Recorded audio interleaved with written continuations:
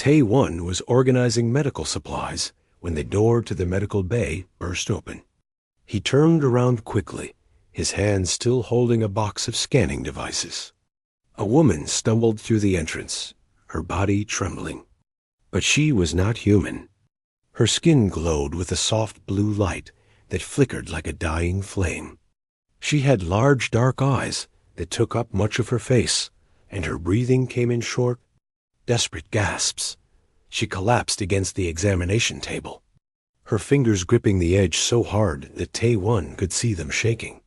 He dropped the box and rushed to her side, his medical training taking over immediately. He had worked at Nexus 7 Station for 5 years now, and he had seen many different alien species. But he had never seen one look this sick before.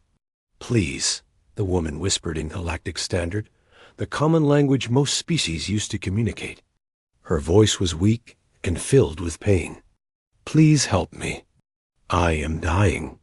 Tae-1 guided her to sit on the examination table and grabbed his medical scanner. The device hummed to life, running blue light over her body. The readings that appeared on the small screen made his eyes widen. Her internal temperature was dangerously high, and her energy levels were dropping fast. Whatever was wrong with her, it was serious.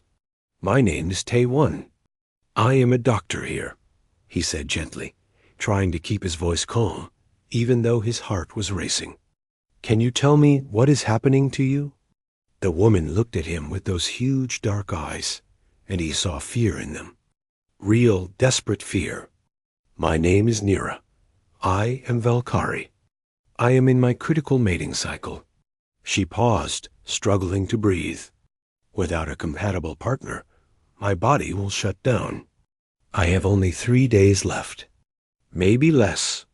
Tae-1 had heard of mating cycles in some alien species, but he had never dealt with one directly. He quickly pulled up information on his tablet, searching through the medical database for anything about the Valkyrie species. What he found made his stomach twist with worry. The Valkyrie had a biological cycle that happened once every 7 years.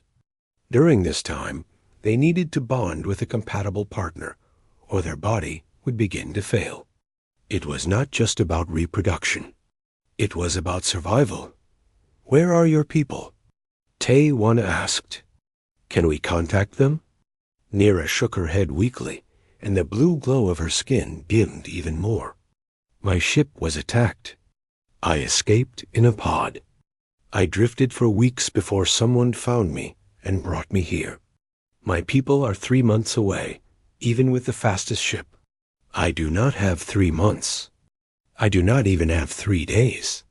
Tae-1 felt a heavy weight settle in his chest. 3 months was impossible. He looked at the scanner readings again, trying to think of something, anything that could help. That was when he noticed something strange.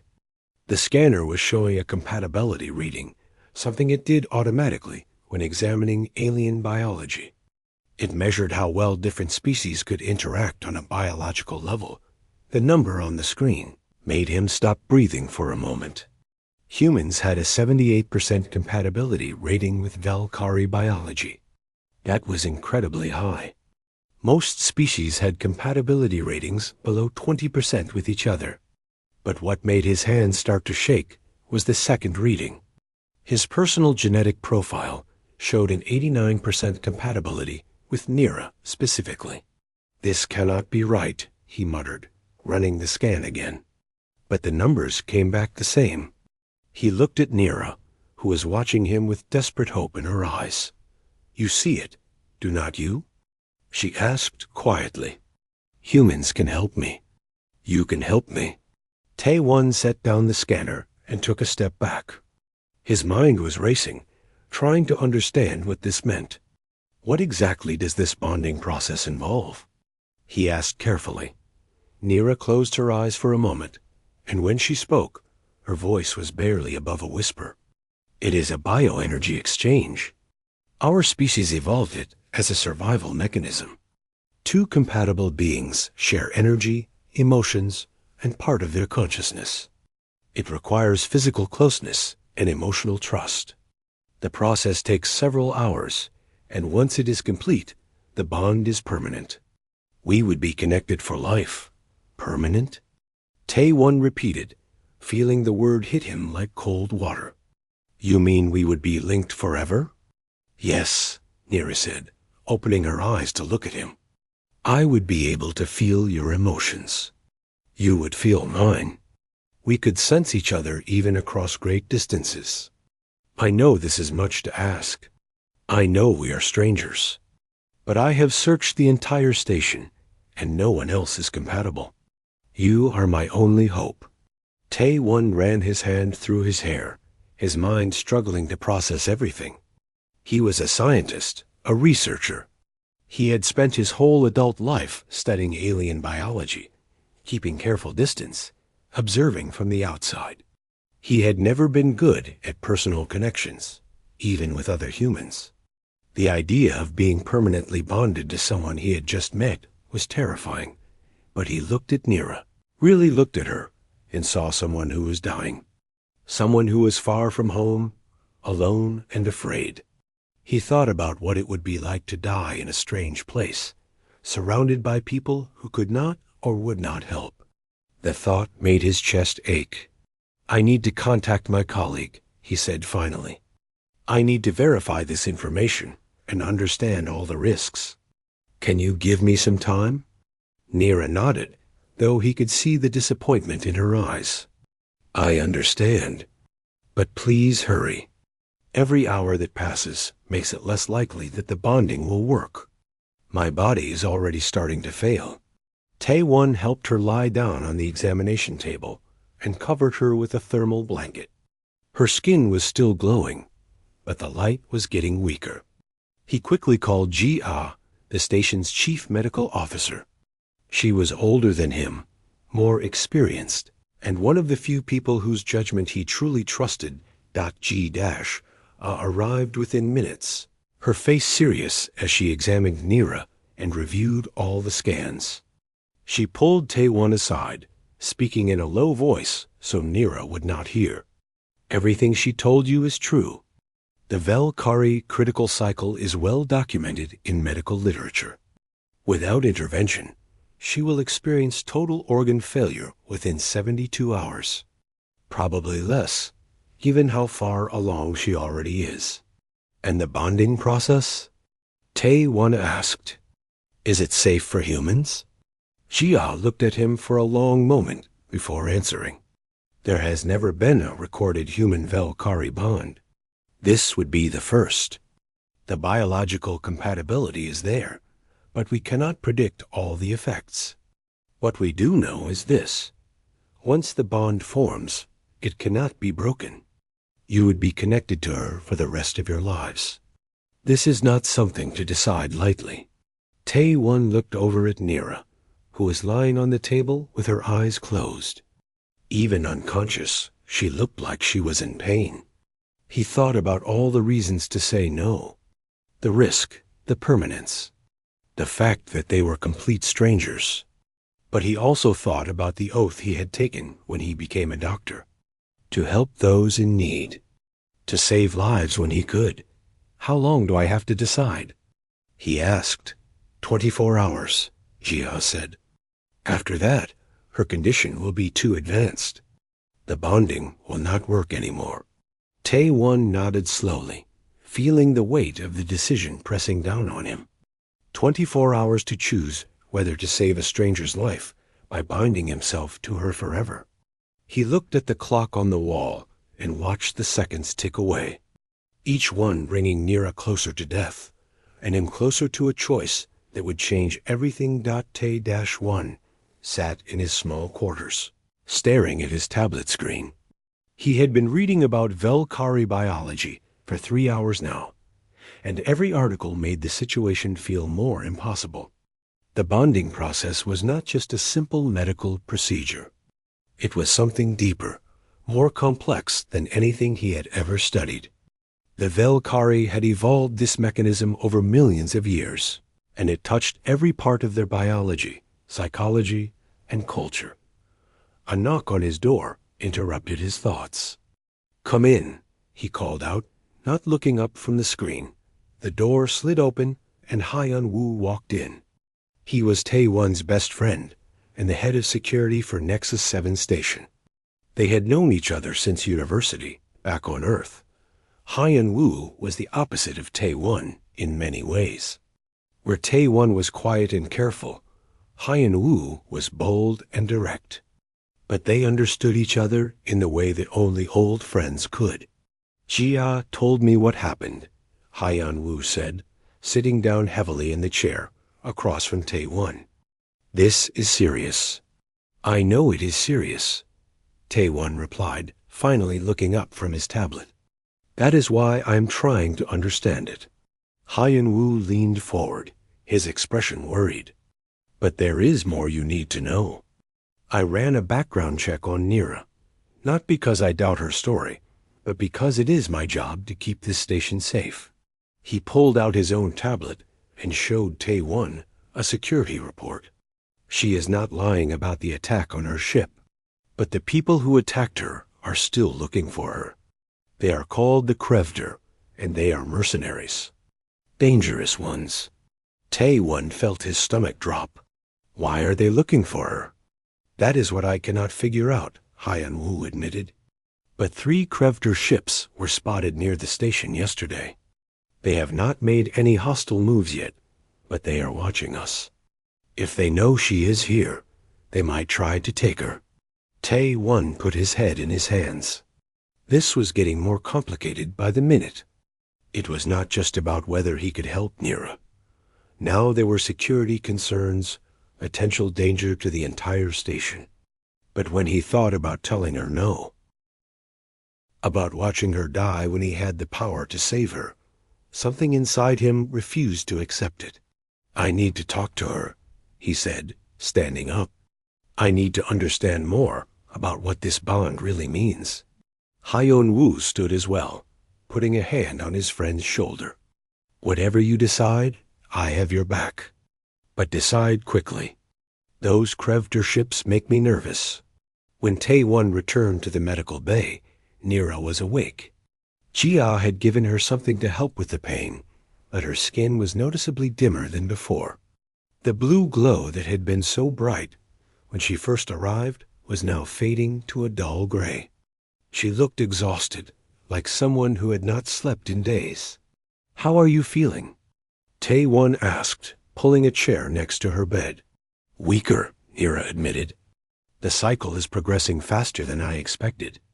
Being this far from home, the stress, it is accelerating everything." She looked at him with those large eyes. "Have you made a decision?" "I am trying to understand," Tae-won said carefully. "You said the bond is permanent. What does that really mean? What will happen to me? To us?" Nira was quiet for a moment, choosing her words carefully.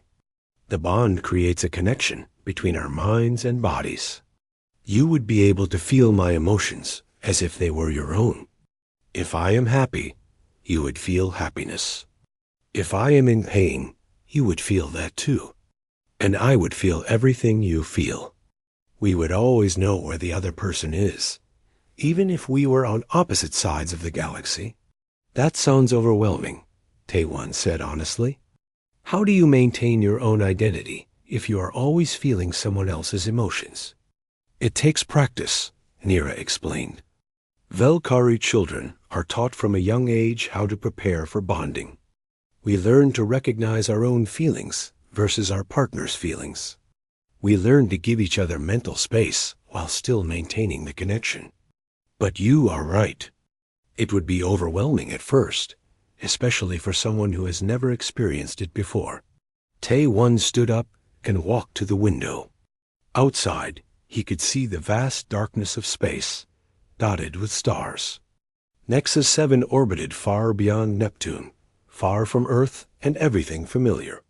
He had come out here 5 years ago because he wanted to study alien life, to understand beings that were different from himself. But he had always done it from a safe distance, keeping careful professional boundaries. This would be the opposite of that. This would be diving in completely, becoming something new. "Tell me about your people," he said, still looking out the window. Help me understand the Valkyrie. Nira's voice became softer, almost wistful. We come from a world called Velkar Prime. It is a beautiful place, covered in forests that glow at night. The trees, the water, even the air seems to shimmer with light. Our people are old, much older than humans. We have been traveling the stars for thousands of years. And the bonding, Tae-One asked, is it always between two Valkyrie? Until now, yes, Nira said. I have never heard of a Valkyrie bonding with another species. Our elders always believed it was impossible. But the compatibility between us, it suggests that maybe they were wrong. Maybe the bond is not about being the same species. Maybe it is about something deeper. Jia entered the room, carrying a medical kit. She looked tired, like she had not slept either. I have been doing more research, she said, setting down the kit. I found some interesting information. The Valkyrie bond works through bioelectric signals that pass between partners. Human nervous systems use similar signals. That is probably why the compatibility is so high. Our brains might actually be able to connect in the same way Valkyrie brains do. Might? Tae-One repeated. You mean you are not sure? This has never been done before, Jia reminded him. We are working with theory here. But based on everything I know about both human and Valkyrie biology, I believe it would work. I believe you could save her life. Tae-One looked at Nira again. She was watching him with an expression he could not quite read. There was hope there? Yes, but also something else. Sadness, maybe. Or guilt. He realized she felt bad about asking this of him, about putting him in this impossible position. If I do this, he said slowly, and something goes wrong, what happens? If the bond fails to form, nothing happens to you, Jia explained. But Nira would continue to deteriorate. If the bond begins to form but does not complete, both of you could experience severe psychological trauma. Confusion, memory loss, possibly permanent damage to your emotional centers. That is why the process must be done carefully, with full commitment from both partners. And if it succeeds? Tae-One asked. Smiled slightly. Then you would be part of something unprecedented. The first successful bond between a human and a Valkyrie. You would be connected in a way that most people never experience, even with their own species. Some might see that as a burden. Others might see it as a gift. Tae-One thought about his life. He thought about how he had always kept people at a distance, even those who tried to get close to him. He thought about the loneliness he sometimes felt late at night, even surrounded by colleagues and friends. He had always told himself he was happy alone, that he did not need deep connections. But was that really true? Or was he just afraid? I need time to think, he said finally. How long do we have? Jia checked her tablet. 18 hours. After that, her condition will be too advanced. Nira spoke up, her voice weak but clear. Tae-One, I do not want you to do this out of obligation. The bond only works if both people truly want it. If you have doubts, if you are doing this just because you feel guilty, it will not succeed. I would rather die being true to myself than live knowing I forced someone into something they did not want. Her words struck him deeply. Even facing death, she was thinking about his well-being, about making sure he had a real choice. That kind of selflessness was rare. He realized that despite only knowing her for a few hours, he respected her. Maybe that was a foundation to build on. Maybe respect could grow into something more. An alarm suddenly blared through the station, making all three of them jump. Hyan-Wu's voice came over the communication system, urgent and tense. Security alert. Krevtor ships are approaching the station. All personnel to defensive positions. Medical bay locked down immediately. Jia moved quickly, activating the security protocols for the medical bay. Heavy doors slid into place, sealing them inside. Tae-Won could hear the sounds of people running in the corridors outside, security teams mobilizing. Through the window, he could see 3 dark shapes moving toward the station, their weapon systems glowing with an ominous red light. "They are here for me," Nira whispered, fear clear in her voice. "They found me." Tae-Won stood frozen, watching the enemy ships approach, knowing that time had just become even shorter than they thought. The sound of weapons fire echoed through the station's hull. Tae-Won could feel the vibrations through the floor as the Krevter ships attacked the outer defenses. The medical bay was locked down tight, but he knew it would not last forever. If the mercenaries wanted to get in, they would find a way. Hyun-Woo's voice crackled through the communication system. "Medical bay, this is security. We are holding them off, but they are persistent. They are specifically targeting your section of the station. They know she is with you." Jia pressed the communication button. "How long can you hold them?" 6 hours, maybe 7 if we are lucky," Hyun-Woo replied. "But Tae-Won, if you are going to do something, you need to do it now." Tae-Won looked at Nira. She was sitting up on the medical bed, her body tense with fear. The dim glow of her skin flickered in rhythm with the sounds of the battle outside. He thought about what would happen if the Krevter broke through. They would take her, or worse, kill her. All of this would be for nothing. "I will do it," he said suddenly, the words coming out before he could second-guess himself. "I will bond with you." Nira's eyes widened. "Are you sure? You do not have to decide because of them. That is not a real choice." "Yes, it is," Tae-Won insisted, moving closer to her. "I am not doing this just because they are attacking. I am doing it because I do not want you to die. I am doing it because maybe, just maybe, this is what I have been looking for all along without knowing it. A real connection with someone."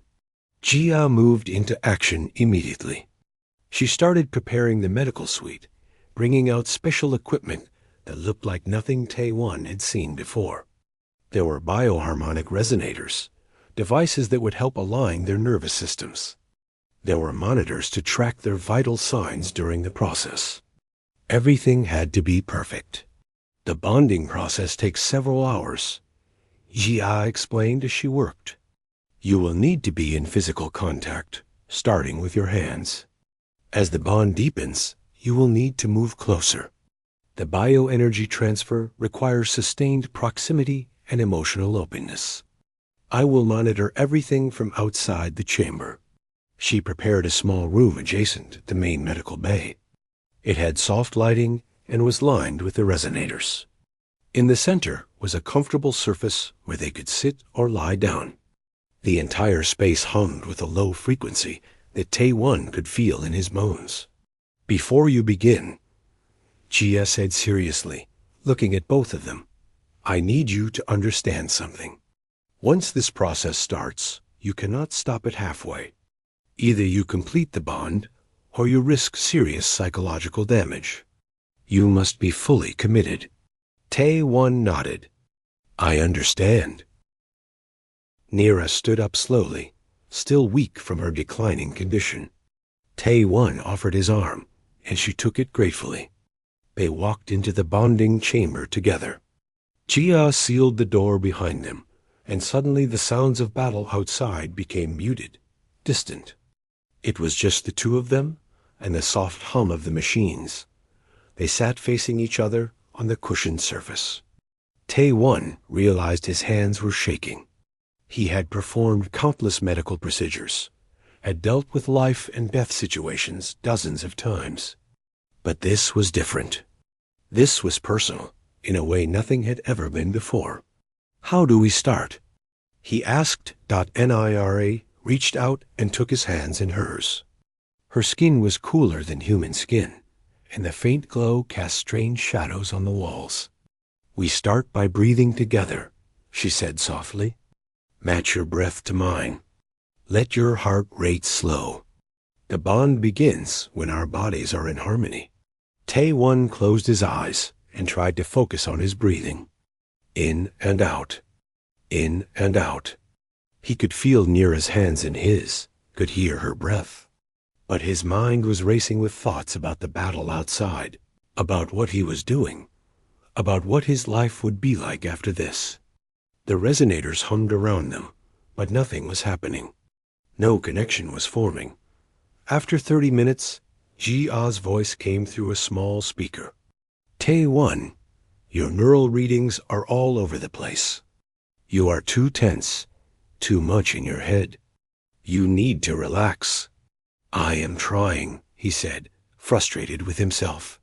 You are thinking like a scientist, Ji-ah said gently. But this is not a science experiment. This is about emotion, about trust. You need to stop analyzing and start feeling. Another explosion rocked the station, closer this time. Nira's hands tightened around his. They are getting closer, she whispered. Tae-won opened his eyes and looked at her. Really looked at her. Behind the alien features, behind the glowing skin and the large eyes, he saw someone who was terrified. Someone who was far from home, facing death. Someone who was trying so hard to be brave, even though she was scared. Tell me something, he said suddenly. Tell me about your home. About Velkar Prime. Nira seemed surprised by the question, but she began to speak. When I was young, my family lived near the crystal forest. The trees there are not made of wood. They are made of a living crystal that grows slowly over centuries. At night, they catch the light from our moon and scatter it in 1,000 colors. Blue, green, purple, gold. I used to climb the smaller trees and watch the light dance through the branches. As she spoke, Tae-won could almost see it. The forest of glowing crystals, the colored light, the young Nira climbing and exploring. He found himself smiling. It sounds beautiful. It is, Nira said, her own expression softening. I miss it. I miss my family. My mother used to say that every Velkari carries a piece of home in their heart, no matter how far they travel. I never understood what she meant until I left. I know that feeling, Tae-won said quietly. I grew up in a small city in Korea. Nothing as dramatic as crystal forests, but there was a park near my house where cherry blossoms bloomed every spring. I have not seen those trees in 10 years, but I still remember exactly how they looked, how the petals fell like snow. They continued talking, sharing memories of home, of family, of the things they missed. Tae-won found himself telling Nira things he had never told anyone.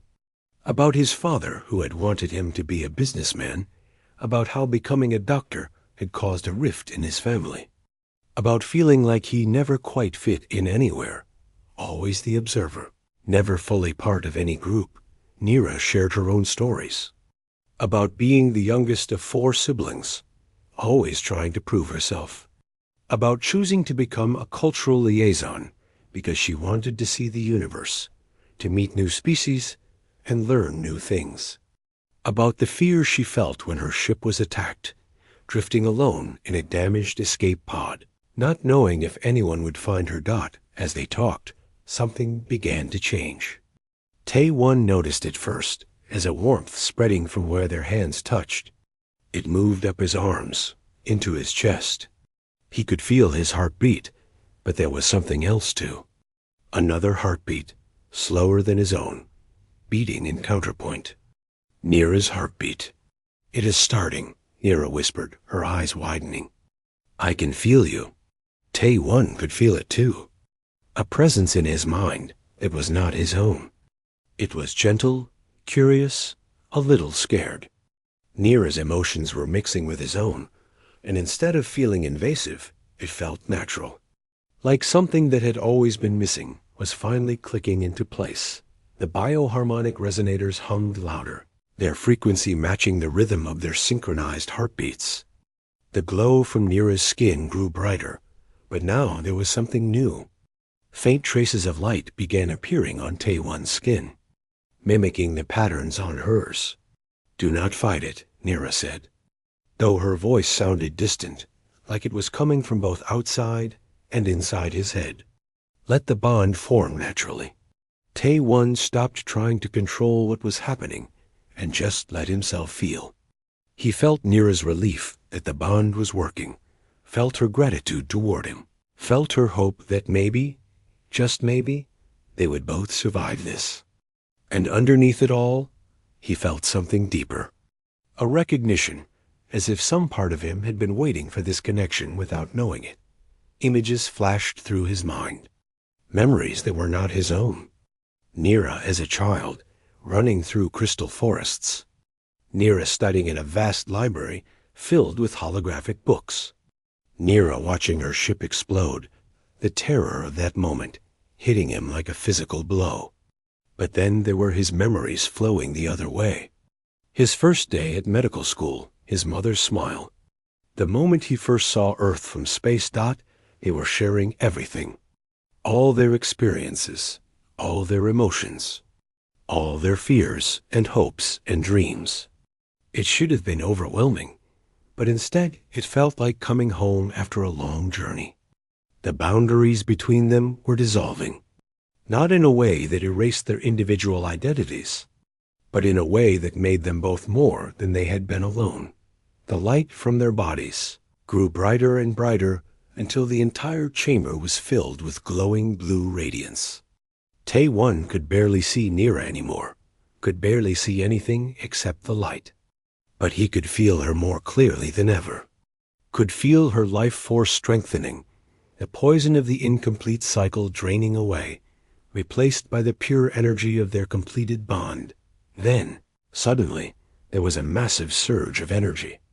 It exploded outward from both of them, and Tae-Won heard Jia cry out in surprise from outside the chamber. The monitors were going crazy, showing readings that should not be possible.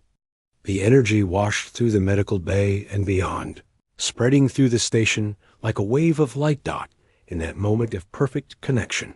Tae-Won and Nira were completely one being. Not two separate people anymore, but a single consciousness experiencing itself from two perspectives. It was terrifying and beautiful, and more intense than anything Tae-Won had ever imagined. When Tae-Won opened his eyes, the first thing he noticed was the silence. The weapons fire had stopped. The alarms were quiet. The medical bay felt peaceful, almost too peaceful after the intensity of the bonding process. He was lying on the floor of the chamber, and Nira was beside him, both of them breathing heavily like they had just run a great distance. "What happened?" he asked, his voice hoarse. But as soon as he spoke, he felt Nira's answer in his mind before she could say it out loud. She did not know either. Ji-Ah burst into the chamber, her face a mixture of concern and amazement. "Are you both all right? The energy surge you released, it traveled through the entire station. Every system flickered. The Krevder ships, they backed off immediately after the surge." Tae-Won sat up slowly, and Nira did the same. He could feel that she was stronger now, her body no longer failing. The blue glow of her skin was bright and steady, more vibrant than it had been since she first arrived. But there was something different about it now. Patterns moved across her skin, swirling designs that seemed to pulse in rhythm with his own heartbeat. "I feel you," Nira whispered, placing a hand on her chest. "In here, your emotions, your thoughts, everything." "I feel you too," Tae-Won replied, amazed. It was like having a second awareness inside his own mind. He knew without asking that Nira was experiencing a combination of relief and wonder. He could sense her fatigue, but also a new strength flowing through her body. It was incredible and slightly overwhelming. Hyan-Wu appeared at the chamber door, his security uniform scorched from the battle. "The Krevder ships are still out there, but they have stopped attacking. It is like something scared them off." He looked at Tae-Won and Nira with wide eyes. "Was that energy surge from you two?" "We think so," Tae-Won said, standing up and offering his hand to help Nira to her feet. The moment they touched, he felt a jolt of connection, stronger than before. Their bond was fully formed now, permanent and unbreakable. Over the next several hours, Jia ran every test she could think of. The results were extraordinary. The human-Velkari bond had created something completely unprecedented in medical science. Their nervous systems were now linked at a fundamental level. They could sense each other's emotions with perfect clarity. More than that, they had started to share certain physical capabilities. When Tae-Won concentrated, his skin began to glow with a faint luminescence, just like Nira's. When Nira focused on a complex medical problem, she suddenly had access to knowledge and reasoning patterns that mirrored Tae-Won's scientific training. They were still two separate people, but they had become something more together. "This is remarkable," she had said, reviewing the scans for the 10th time. "Your neural patterns are synchronized. You are sharing brain activity across the bond. This is far beyond what Velkari bonding typically produces." Commander Young-soo, the station's leader, arrived in the medical bay with several other officials. He was a stern man in his 50s who had managed Nexus 7 for over a decade. His expression was difficult to read as he looked at Tae-Won and Nira. "I need to understand what happened here," Young-soo said firmly. "That energy surge disrupted every system on this station. We have people demanding answers. We have the Krevder demanding we hand over Nira. And now, I hear that you two have formed some kind of permanent bond that has never been documented before." Tae-Won stood straight, trying to project more confidence than he felt. "Sir, Nira was dying. The bond was the only way to save her life. We did not know it would produce an energy surge like that, but we would do it again, even knowing the consequences. The Krevder want her because they fear this exact thing," Hyen-Woo added, having done more investigating during the crisis. "They work for something called the Purity Alliance, a group of species that oppose integration between different aliens. They see human-alien cooperation as a threat to what they call species integrity." Young-soo frowned deeply. "So by saving her life, you have made yourselves targets of an extremist organization." "Yes, sir," Tae-Won admitted, "but I could not let her die. Not when I had the power to help." The commander was quiet for a long moment, studying them both. Finally, he sighed. "What is done. But this situation is bigger than our station now. News of your bond is already spreading through the galactic community. The Velkari High Council has sent an urgent message. They want you both to travel to their homeworld immediately." Nira's hand found Tae-Won's, and he felt her anxiety spike through their bond. "The council," she said quietly. "They will have many questions. Some of my people believe bonding should only occur between Velkari. They may see what we have done is wrong." A woman in diplomatic robes stepped forward. Her name was Sun-hee, and she had just arrived on the station from Earth's diplomatic corps. She had a calm, intelligent face and eyes that seemed to see more than most people. "I have been assigned to help manage this situation," she explained. "The truth is, your bond could be either a disaster or an opportunity for better relations between humans and other species. How the Velkari Council responds will set the tone for how other aliens view human-alien integration." "Are you saying we need to convince them that what we did was right?" Tae-Won asked. "I am saying you need to go to Velkar Prime and face the Council," Sun-hee replied. "Show them that your bond is not something to fear, but something that can benefit both species. I will accompany you, along with a small crew. The journey will take 3 months."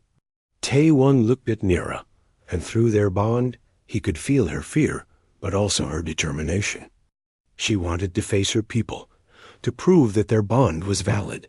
He squeezed her hand, sending reassurance through their connection. "We will go," he said firmly. The next week was a blur of preparation.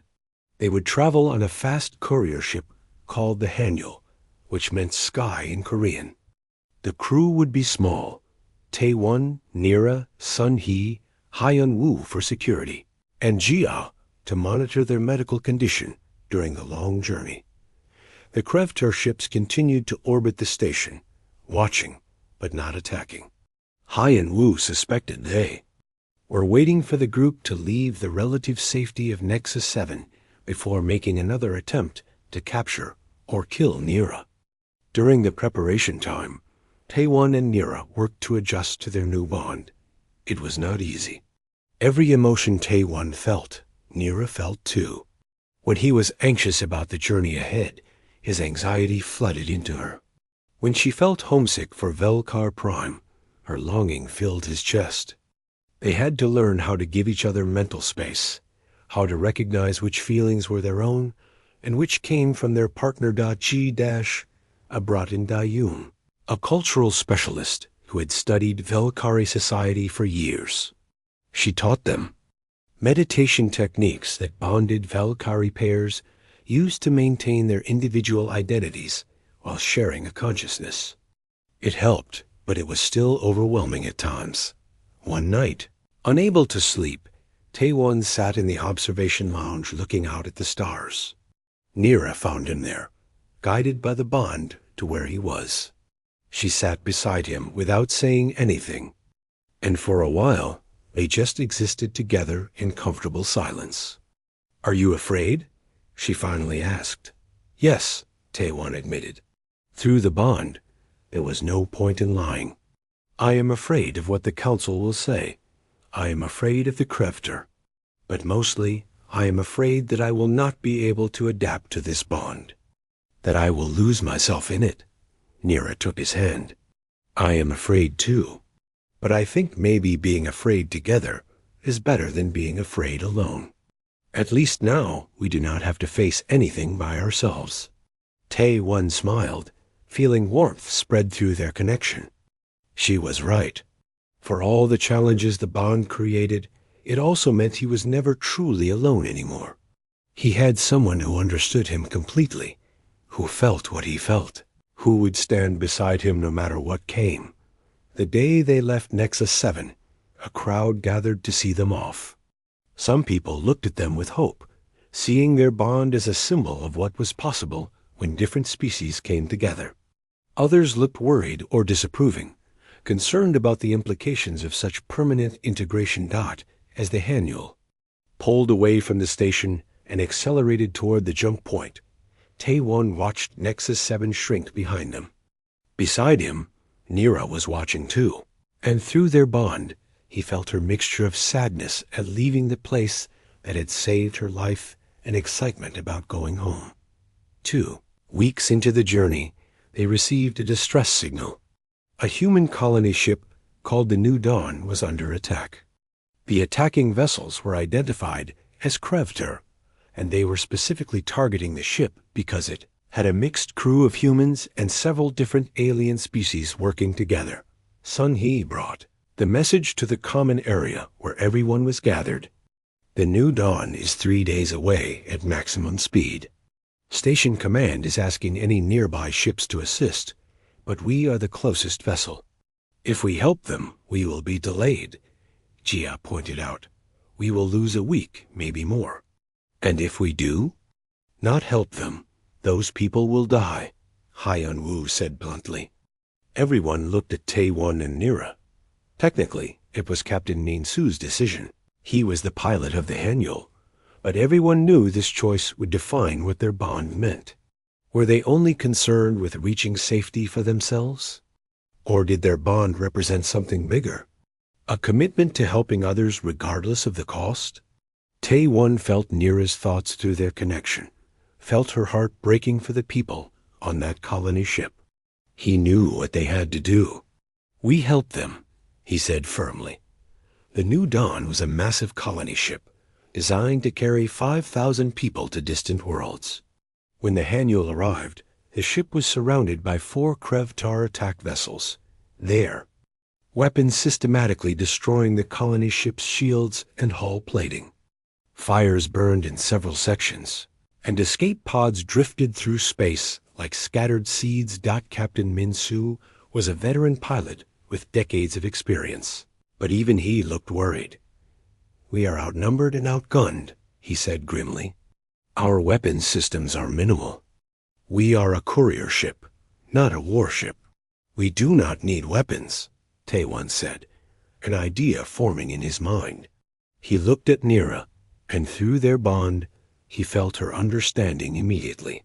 "When we completed the bond, we released an energy surge that disrupted every system on Nexus 7. What if we could do that again, but controlled?" Jia quickly pulled up the readings from that day. The energy surge affected electronic systems within a specific range. If you could produce that effect on purpose, you might be able to disable the Krevdor weapons temporarily, long enough for the new dawn to escape. "How do we generate that kind of energy on purpose?" Nira asked. Hyun-Woo was already working on tactics. "If you can give us even 30 seconds of weapons blackout, we can position the Haniel to block their fire while the colony ship jumps to safety. But you would be putting yourselves at risk. That kind of energy release could damage your own bodies." Tae-One felt Nira's determination through their bond. She was ready to try, ready to risk herself to save others. Her courage strengthened his own resolve. "We will do it," he said. "Tell us what you need." They spent the next hour preparing. Jia created a small chamber similar to the bonding room, lined with resonators to amplify their bioenergy. The plan was simple but dangerous. Tae-One and Nira would enter a deep meditative state, synchronize their minds completely, and then release a massive surge of energy directly toward the Krevdor ships. As they prepared, Sun-Hee received a message from the New Dawn. The colony ship's captain, a woman named Bao-Ra, appeared on the screen. She looked exhausted, her uniform torn and dirty. Behind her, crew members were rushing to repair damage, while others tended to the wounded. "Thank you for coming," Bao-Ra said, her voice cracking with emotion. "We have been fighting for 6 hours. Our shields are almost gone. If you had not arrived, we would have been destroyed within the hour." "Hold on a little longer," Sun-Hee replied. "We have a plan." Tae-One and Nira entered the energy chamber and sealed the door. Through the small window, they could see Jia at the controls, monitoring their vital signs.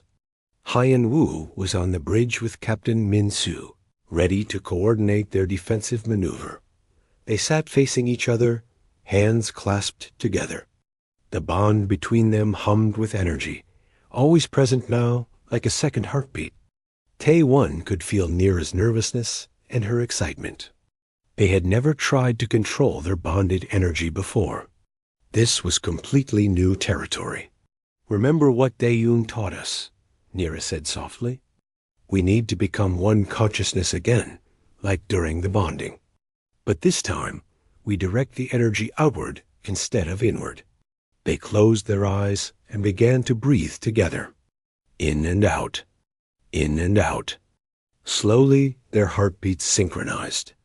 The resonators around them began to hum, picking up on their bioelectric fields.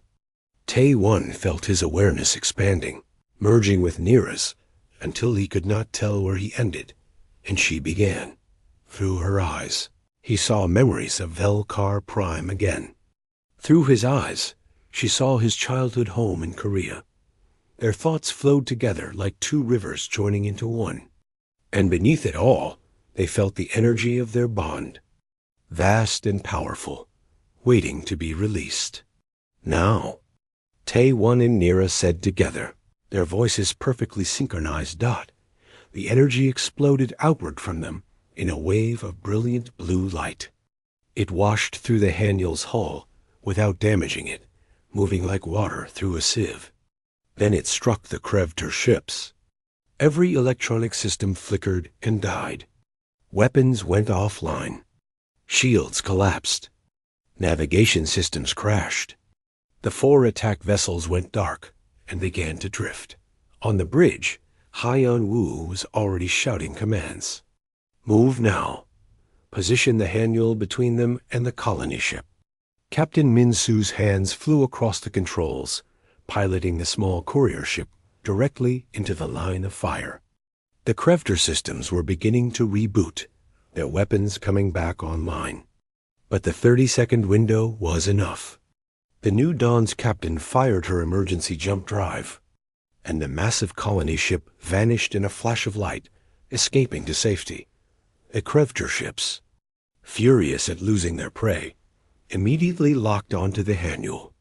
But Captain Minsu was already moving, his ship dancing between asteroids and debris, using every trick he knew to avoid their fire. And then they too jumped away, leaving the frustrated Krevter behind in the energy chamber. Tae-1 and Nira collapsed against each other, completely exhausted. The energy release had drained them both. Jia rushed in, scanning them frantically. "Your vital signs are low but stable," she reported. "You need rest, both of you. What you just did should not have been possible." "But we did it," Nira whispered, a tired smile on her face. "We saved them." 2 days later, they received a message from the New Dawn. Captain Bo-Ra appeared on screen again. But this time she was smiling, and her crew stood behind her, all of them looking grateful and alive. "We made it to a safe station," she said. "Thanks to you. The crew wants you to know something. We are humans, Velkari, Tharan, and Asari, all working together. What you two have done, bonding across species, it gives us hope. It shows that we are stronger together than apart." Behind Bo-Ra, the mixed species crew was cheering and waving. Some were crying with relief and joy. Tae-1 felt Nira's emotions swell with pride and happiness, and his own heart was full. Sun-Hee smiled knowingly. "You just became symbols," she said. "Whether you wanted to or not, you represent the future of human-alien relations." The rest of the journey to Velkar Prime passed more peacefully. Tae-1 and Nira spent the time learning to use their bond more effectively, practicing the meditation techniques that helped them maintain their individual identities while sharing consciousness. They grew closer, not just through the bond, but as two people learning to understand and care for each other. When they finally arrived at Velkar Prime, Tae-1 pressed his face against the viewport and gasped. Nira had described it, but words could not capture the reality. The entire planet glowed. Forests of crystal trees covered vast continents, their surfaces catching the light of the system's sun and scattering it in rainbow colors. Oceans shimmered with bioluminescent life. Even the clouds in the atmosphere seemed to have a faint glow. "It is beautiful," he whispered. "It is home," Nira replied, her hand finding his. They landed at the capital city, a place called Lumine. The buildings were made of the same living crystal as the forests, grown rather than built. The Velkari who greeted them had skin that ranged from pale blue to deep purple, all of them glowing with various intensities. They stared at Tae-1 with open curiosity, and many stared at Nira with expressions that ranged from wonder to disapproval. The Velkari High Council met in a chamber at the heart of the city. It was a circular room with walls that pulsed with gentle light, and the floor was transparent crystal that looked down into the glowing depths below.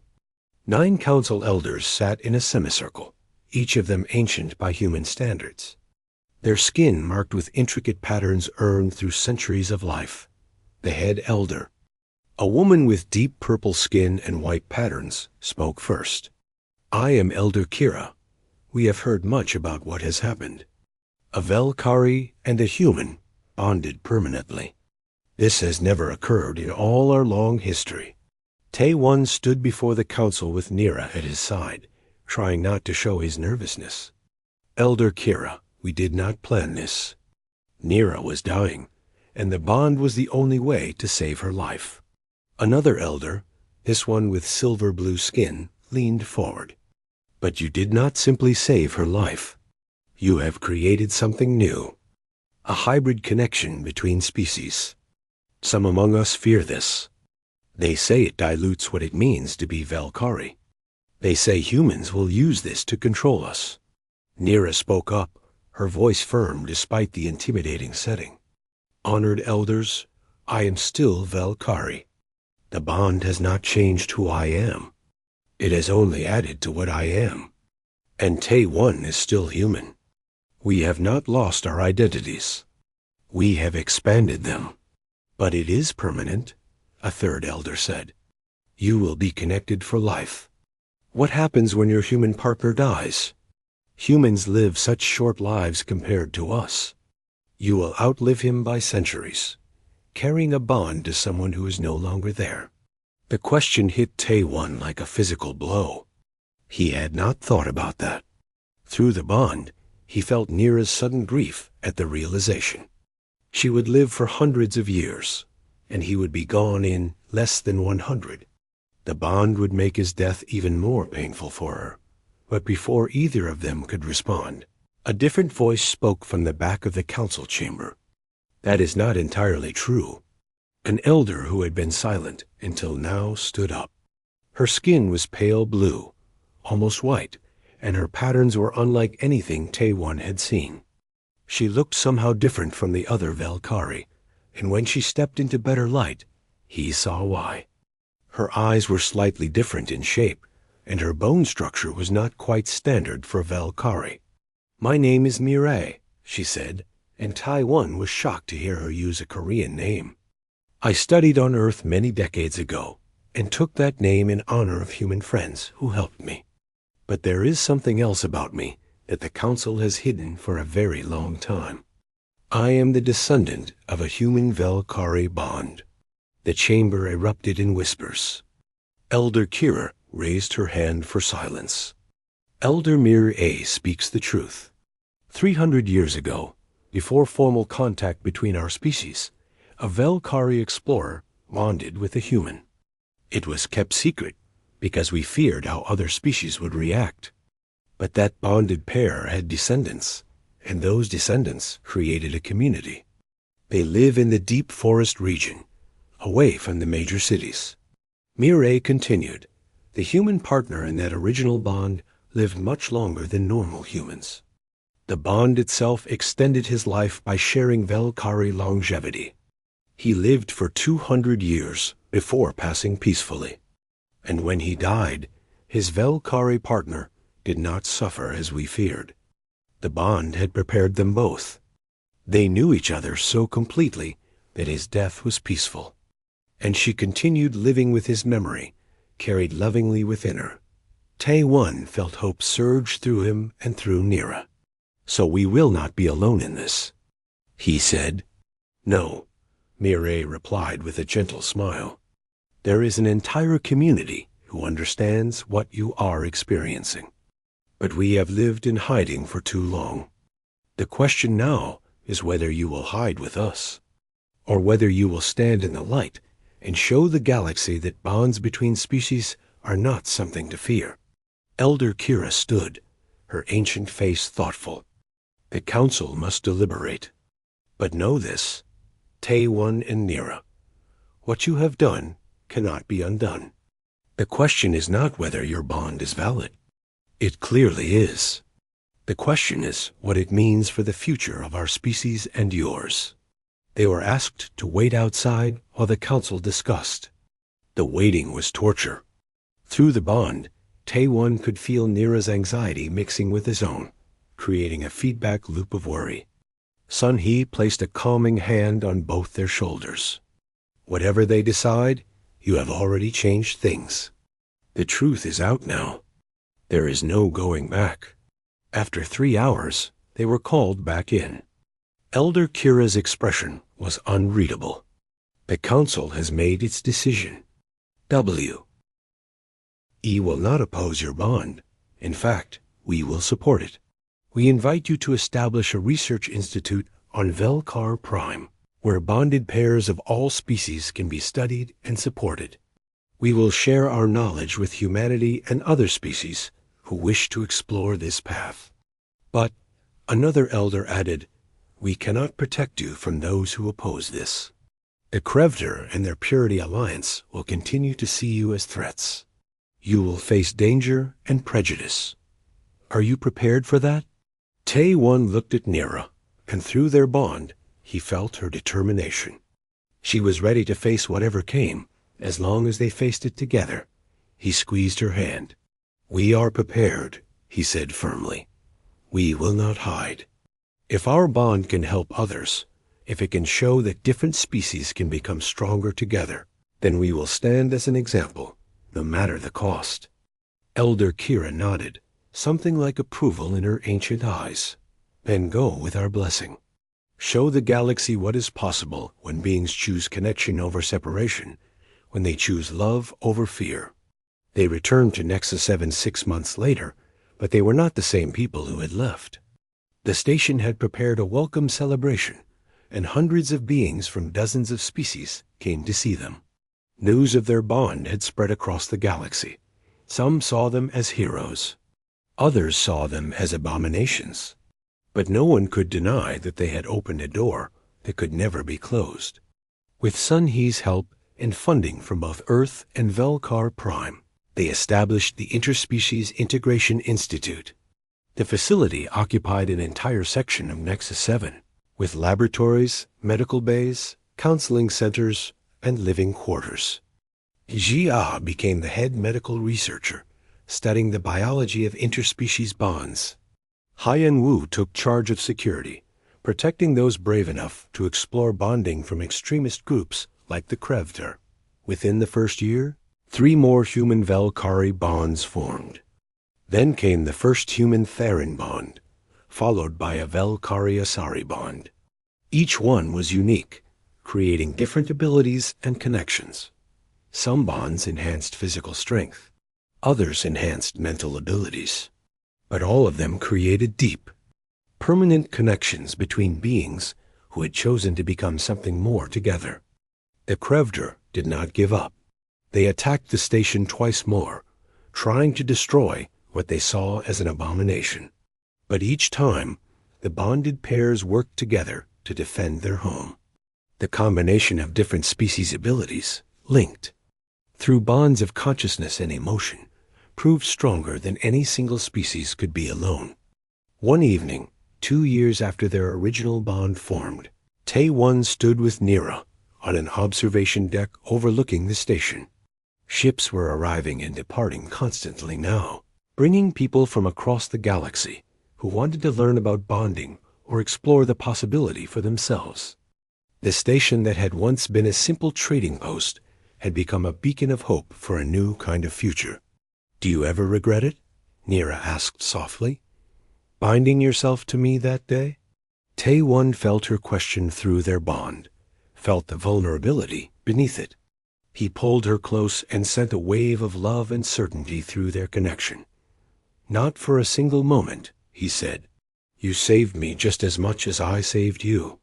Before our bond, I was just existing, going through the motions of life without really living it. Now I feel everything more deeply. Joy is brighter, purpose is clearer, and I am never alone." Nira leaned her head against his shoulder, her skin glowing softly in the dim light. "My mother was right," she whispered. "Every Velkari carries a piece of home in their heart. But I have learned something else. Home is not just a place. Home is the person you are bonded to. Wherever you are, that is where I belong." They stood together in comfortable silence, watching the stars and the ships and the endless possibility of the future. A future where species did not have to remain separate, where bonds could form across the vast differences between alien minds and bodies, where being different was not a barrier, but a bridge. Sun He had asked Tay-One once what he thought humanity's greatest strength was. He had thought about it for a long time before answering. It was not their intelligence, though humans were clever. It was not their technology, though they built impressive things. It was not even their courage, though they were brave when they needed to be. No, humanity's greatest strength was their willingness to change, to adapt, to become something new. Other species clung to tradition and purity. But humans had always been wanderers, explorers, mixing with whatever they encountered and becoming something more in the process. They did not fear change. They embraced it, and now, through the bonds forming at Nexus 7, that human tendency toward integration and adaptation was spreading to other species. The Velkari, who had once been isolated, were learning to connect with others. The Therin, who had been warriors, were learning gentleness through bonds with peaceful species. The Azarai, who had been scholars, were learning passion from emotional species. The galaxy was changing, one bond at a time. And at the center of it, all were Tay-1 and Nira, the first and still the strongest. Their bond had been forged in desperation and fear, but it had become something beautiful, a symbol of what was possible when beings chose connection over isolation, when they had the courage to say yes to something unprecedented, when they believed that together they could be more than they ever were apart. 3 months later, as Tay-1 was conducting a medical examination on a new bonded pair, an alert came through on his tablet. A message was being broadcast across the entire galactic communication network. He pulled it up and felt his breath catch. It was a message from the Galactic Federation, the loose alliance of governments that maintained peace and trade throughout known space. They were announcing a new initiative, the Bond Recognition Act. Interspecies bonds would be legally recognized across all member worlds. Bonded pairs would have protected status, making it illegal for groups like the Krevter to target them. Educational programs would be established to help other species understand and explore bonding. At the bottom of the announcement was a note.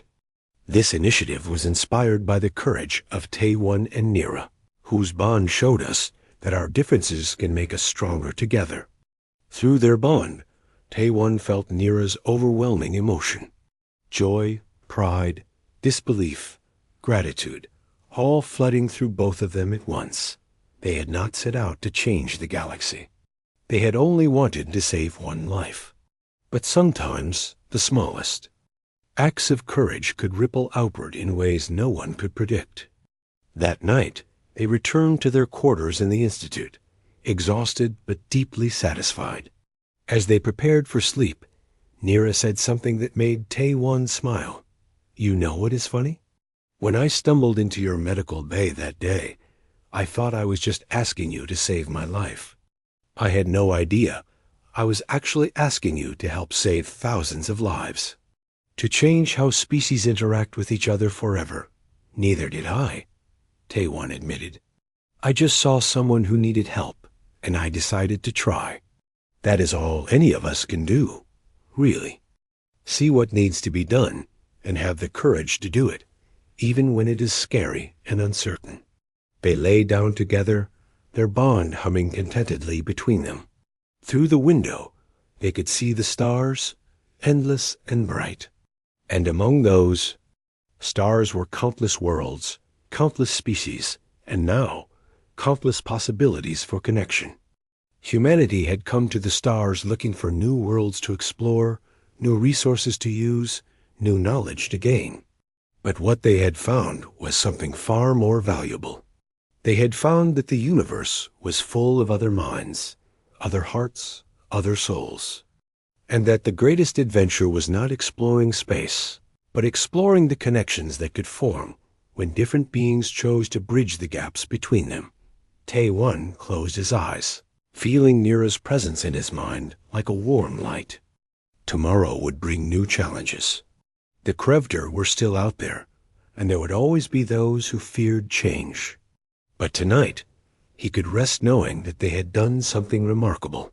They had proven that love and connection were stronger than fear and division, that bonds could form across any distance, any difference, any obstacle, and that, in the end, was the message humanity had to offer the galaxy.